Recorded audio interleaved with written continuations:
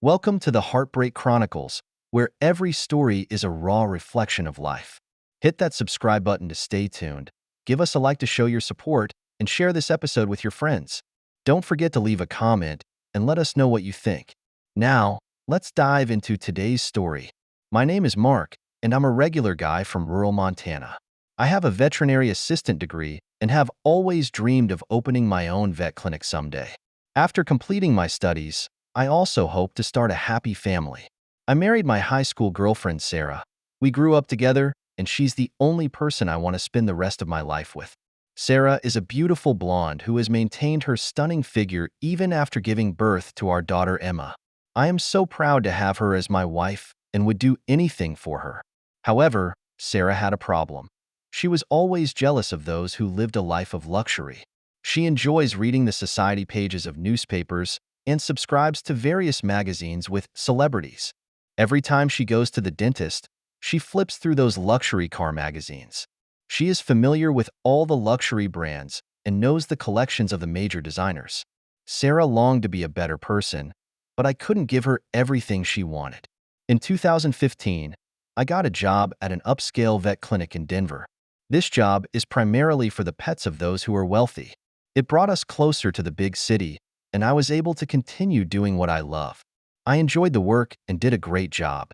I'm able to provide special care to customers, and the company has rewarded me with flexible working hours. Sarah prefers city life to living in the country, and for a while she seemed happy after she decided to go out to work. We had to start putting Emma in daycare, but Emma didn't seem to mind. Sarah works for a company called Johnson Medical Supplies, who makes syringes and other medical supplies. It's an office job, and Sarah seems content because it allows her to wear nice clothes and meet people who aren't farmers. Sarah works hard, but seems to have lost interest in our home life. I eventually took on most of the responsibility for Emma's care, dropping her off at the daycare center every day and picking her up at the end of the day. I cook for Emma, bathe her, put her to bed. I even started cooking and cleaning the house. Sarah just does the laundry and makes sure all her clothes are ironed neatly. We save some money every month and hope to buy our own vet clinic in the future. But now, even with Sarah working, we can't save any more money. Daycare centers do cost some money, but most of it goes to beauty salons, nail salons, and expensive clothing stores. It's hard for me to understand why we can't save money when we have two jobs. When I brought it up, Sarah refused to discuss it, becoming very defensive and frustrated. After a while, I didn't even bring up the subject. However, I quietly opened a new savings account and put some of the money away.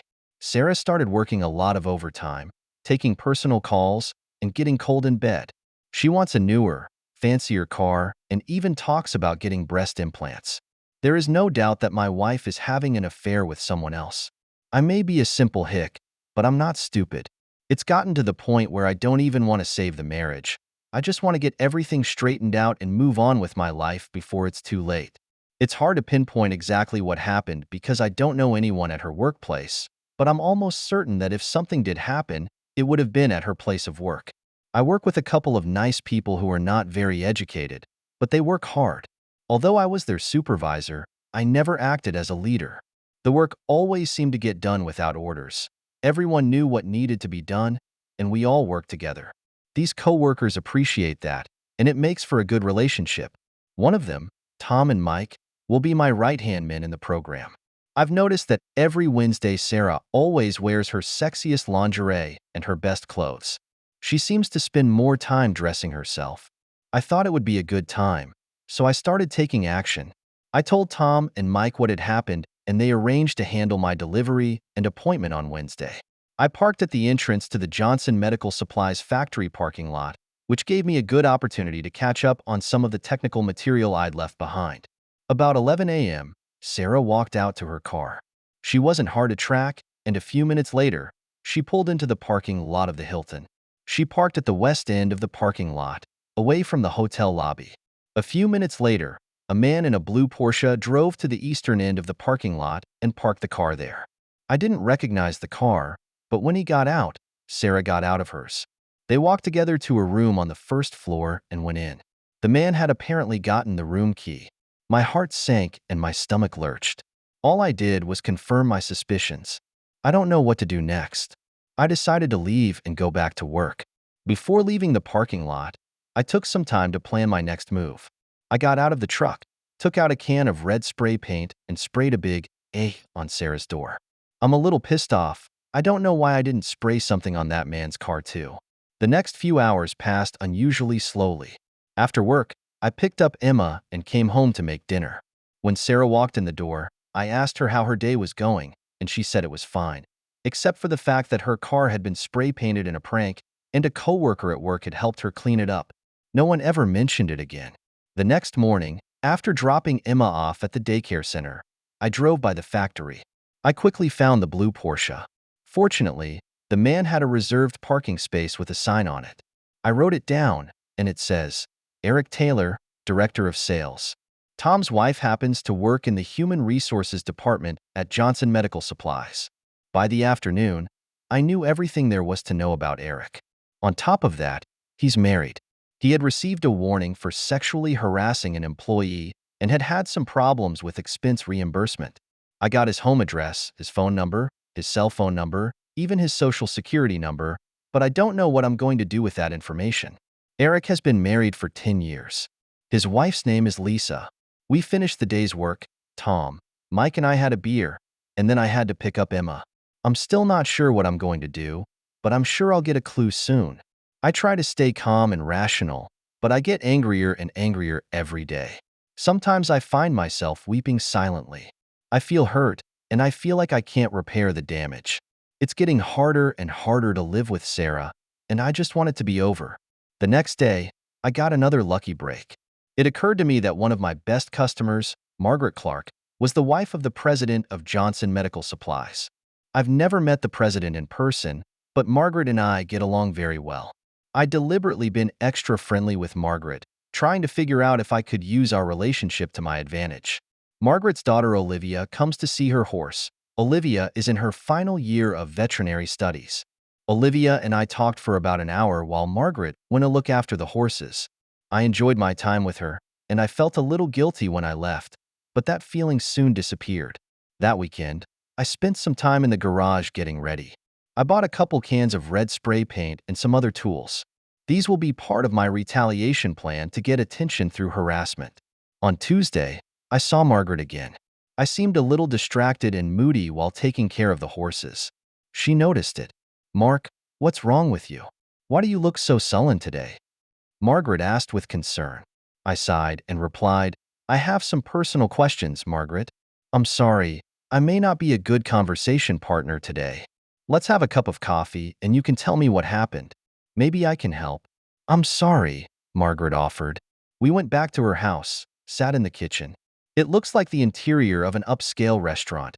Everything's stainless steel and marble, like an interior design magazine. I thought to myself, Sarah's gonna love this place. Margaret brought the coffee, leaned forward and said, well, tell me what's going on and maybe I can help you. I really didn't want to talk to her about it, but in the end I decided that maybe it could help me.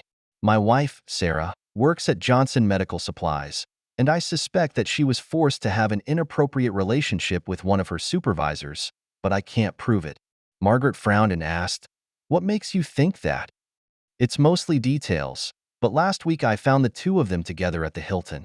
Sarah didn't know I knew about it, and I didn't know how to bring it up. I'm not sure if it's something she was forced to do, or if she volunteered. Our home life has deteriorated to the point where she no longer seems to care about Emma and me. She seems to be keeping it a secret, and that's what really bothers me. Who was that man? Margaret pursued. I think his name was Eric Taylor, and I'm not sure if Sarah worked directly for him or if they were in different parts of the company. I've never met him. Margaret pondered for a moment, then said, would you like me to help investigate? I paused and lowered my head. If you think you can do something quietly, I'd appreciate it, but I don't want to make too much of it. Okay, let me look into it. I'll let you know what I find when I come to see the horses next Thursday. Margaret promised. I thanked her, and as I stood up to leave, I asked, where's Olivia? Did she go back to school? She'll be back this weekend. Why don't you bring Emma so she can meet Olivia? Offered Margaret. I felt a glimmer of hope that things were going to turn out better than I thought they would. I'm sure Sarah won't object to me taking Emma out. This could be a great weekend. The next morning, it was pouring rain. Once again, Sarah was all dressed up and ready for her special day. I didn't say anything, just looked at her. After dropping Emma off at daycare, I went to work.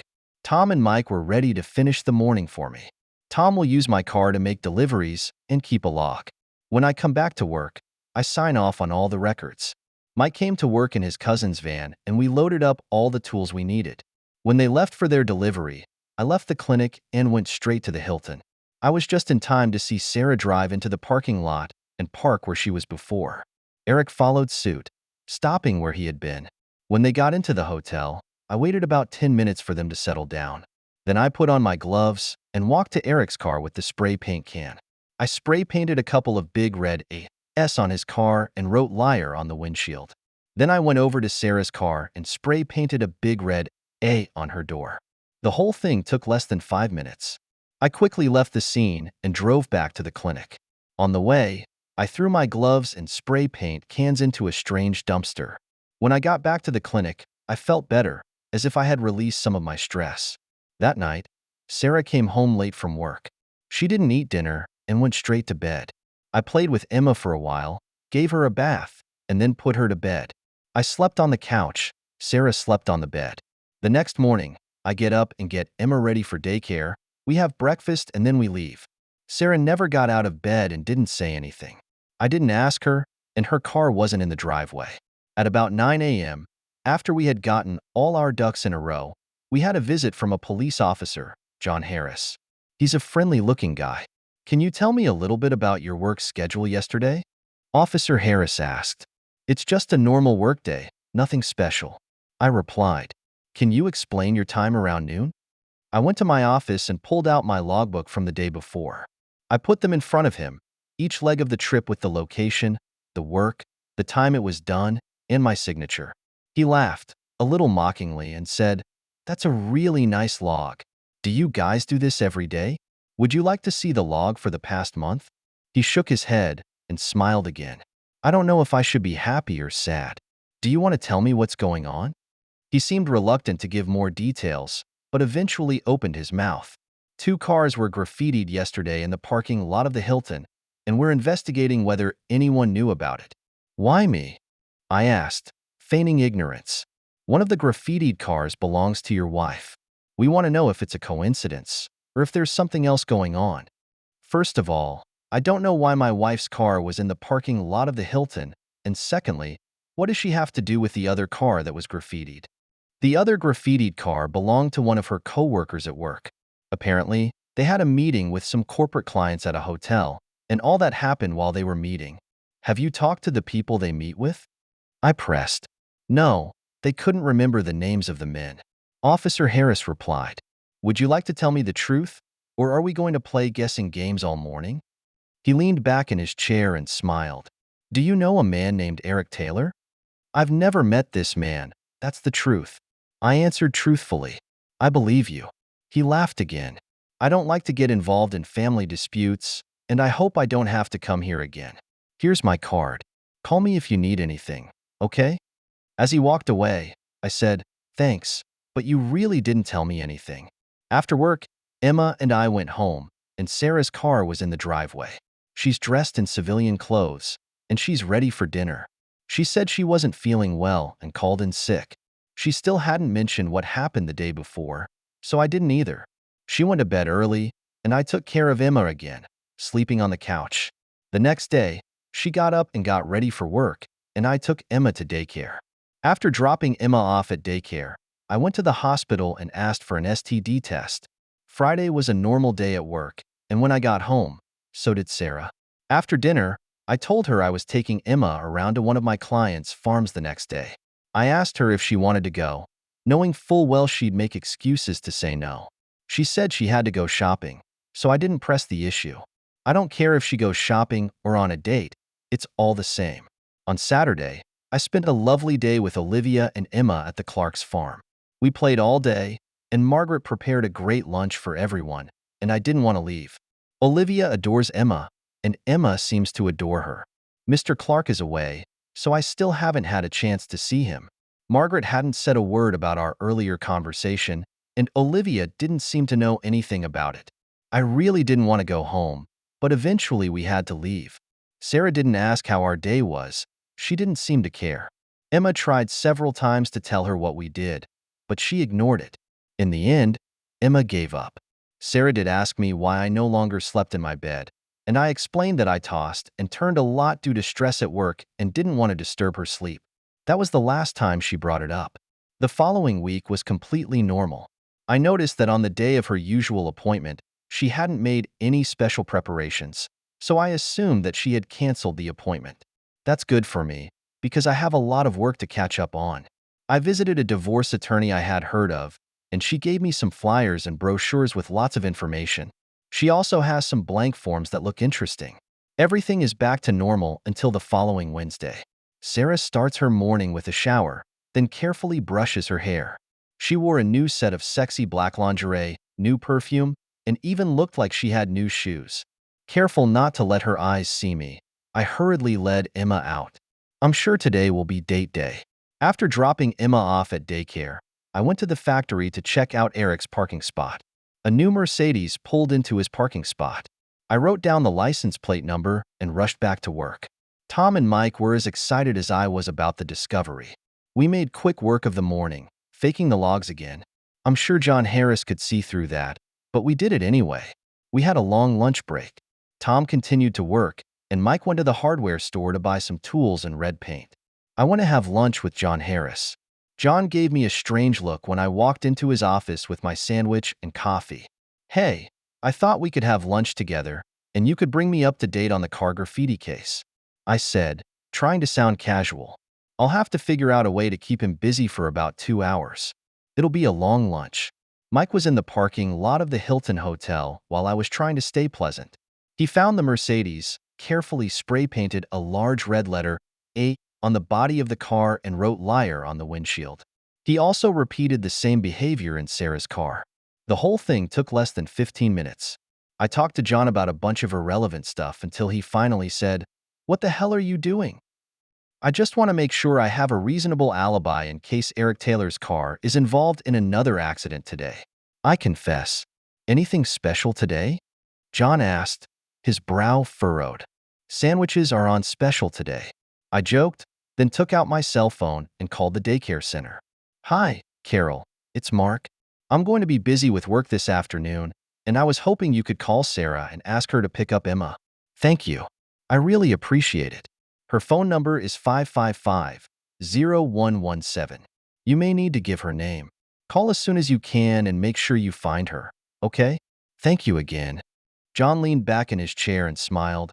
Wow, those sandwiches were delicious. There was a moment of silence, and finally John said, "Do you think I should call Mr. Eric and ask him how his car is doing?" Why would you do that?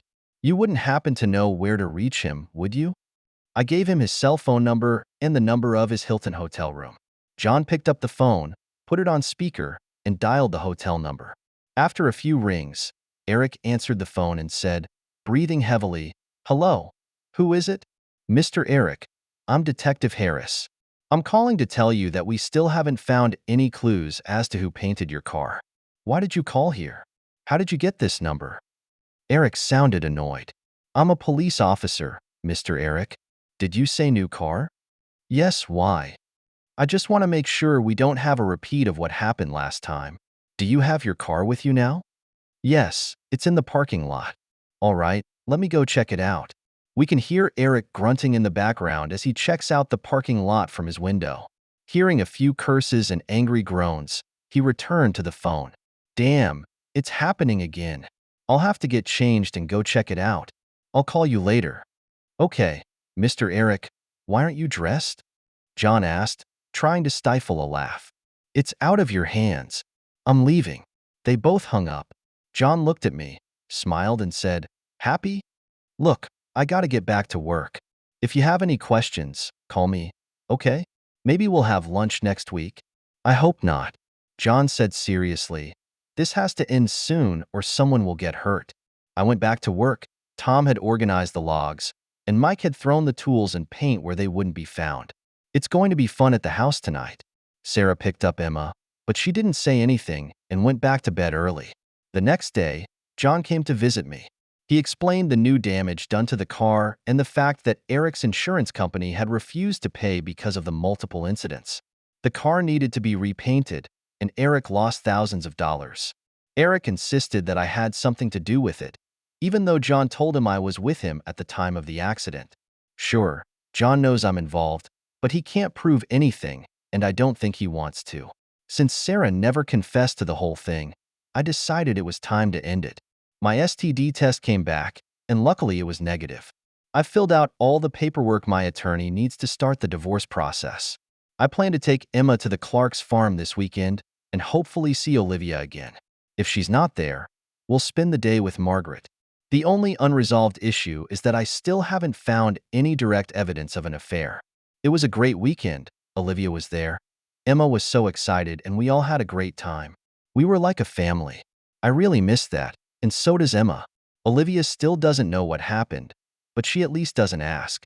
Before I left, Margaret winked and said, "Everything will be fine. I got a new job offer in Colorado Springs, about 70 miles from Denver.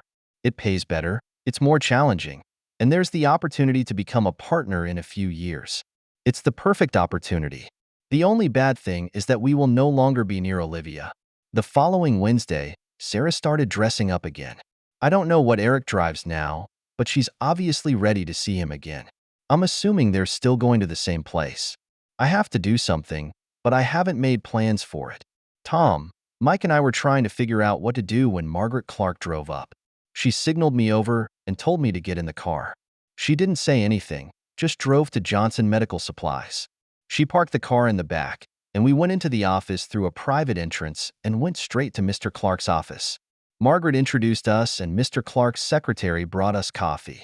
We talked about insignificant things, and finally I said, "Did you bring me here for something?" Mr. Clark laughed. "It's time to end this farce. Margaret has told me everything I know, and I've had the company do some internal research. Once everything's in place, we'll move in. We should have all the information you need by the end of the day. If I've done anything to embarrass you, Mark, I apologize in advance. I have no intention of hurting you." We chatted some more to pass the time. Margaret noticed my smile when I talked about Olivia, and I tried to make it less obvious, but obviously didn't succeed. The phone rang, and everyone's ears perked up. "What happened?" "Okay, thanks for calling. You know what to do, right?" Mr. Clark hung up the phone and then said to us, "Okay, everything's ready to go. Eric and your wife are in their usual room at the Hilton. Eric drove a company car there, which is against company rules." He put the speakerphone on and dialed the room. "Eric, it's Clark. I'm sorry to bother you, but I need to talk to you about something very important." Eric stammered and stammered, "Yeah, no problem. How did you get this number?"